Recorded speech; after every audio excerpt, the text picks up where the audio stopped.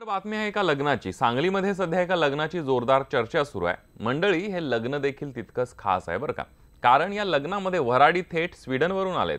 चला तर मग बघूया आपणही हा लग्न सोहळा।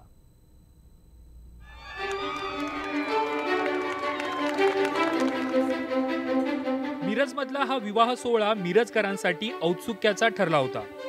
मराठमोळा मुलगा संदीप पाटील आणि मरियम दी फाईन लिंच ही स्वीडन इथली। या दोघांनी अस्सल मराठमोळ्या चालीरीतीप्रमाणे विवाह केला। गोव्यात संदीप आणि मरियमच्या कुटुंबियांच्या उपस्थितीत हा लग्न सोहळा पार पडला।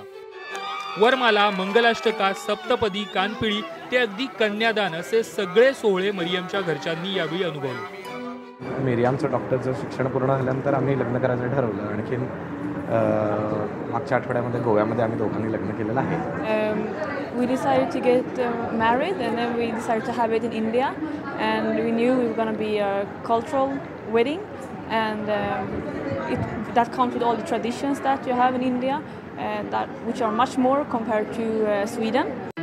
संदीप याचं 12वी पर्यंतचं शिक्षण मिरजेत झालं आणि MBBSचं शिक्षण घेण्यासाठी 2003 ला तो रशियात गेला। इथंच मरियमही शिक्षण घेत होती।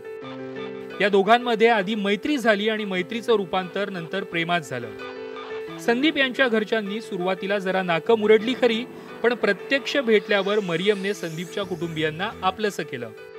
पसंतीप्रमाणे शेवटी त्याचं समाधान महत्त्वाचं आहे। त्याला तिथली मुलगी जर पसंत पडली आणि त्याने जर तिच्या मुलीशी लग्न केलं तर त्यात आम्हाला तसं काही गैर वाटत नाही। या विवाह सोहळ्याला हजर असलेल्या सगळ्यांनी जोडप्याला भरभरून आशीर्वाद दिले।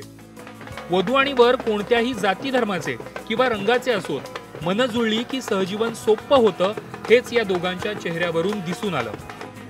आसिफ मुरसल, न्यूज 18 लोकमत, मिरज।